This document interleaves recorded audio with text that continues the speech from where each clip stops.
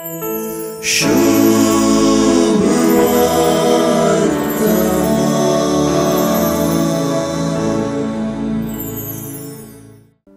बापायची व्याप्तच पुतांदरची आणि पुतान बापायच्या कामांत तरबेज जावचे आयले वार पर्यंत सामान्य आसले आणि अजून जायते कडेन चालू आसा.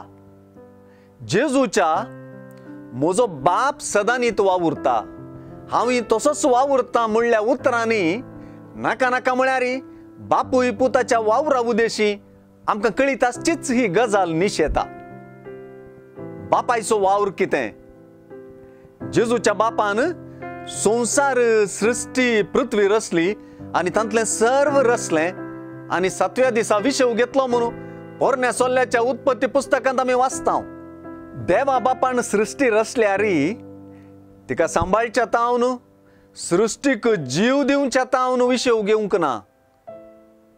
तशें केल्यार सृष्टीच उरची ना न्हय. देखून बापायन केल्लेंच पुती करता.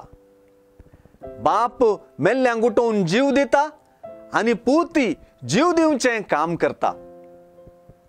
बापा उदेशी सृष्टीक आसचो मनोभाव आणि मान पुता उदेशी आसोंक जाय म्हणलें चिंतप सुवार्ता जब्बर रितीन परगडता. सुवार्तेंतच स्पश्ट जाता तशें बाप पुताचो मोग करता आणि बापाची कृत्यां पुता थंय परजळतात.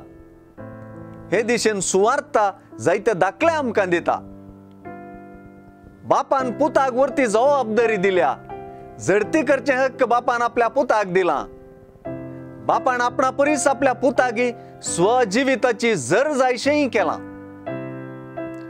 जेजून बापाक म्हाका धाडलोलो म्हणून आपोवच्यांत धाडलेल्या बापा मदलो आणि हे प्रमाणे आयिल्ल्या पुता मदलो संबंध कितलो गूंड म्हणलेंय कळीत जाता. जो कोण म्हज्या उतरांक कान दिवन म्हाका धाडलेल्याक सत मानता ताका सासनीक जिवीत मेळटा. ताचेर केस्तेचें फर्मान पडचें ना. तो येदोळूच मरणांतलो उतरोन जिविताक येवन पावला. म्हणली उतरां आमकां ह्या बापाय पुताच्या संबंधांत आमचें मेतेरपण कितें तें पाचारतात. आमचें मेतेरपण फकत सत मानपाचें, मान दिवपाचें आणि देवाच्या पुताचें उतर वा ताळो आयकोपाचें.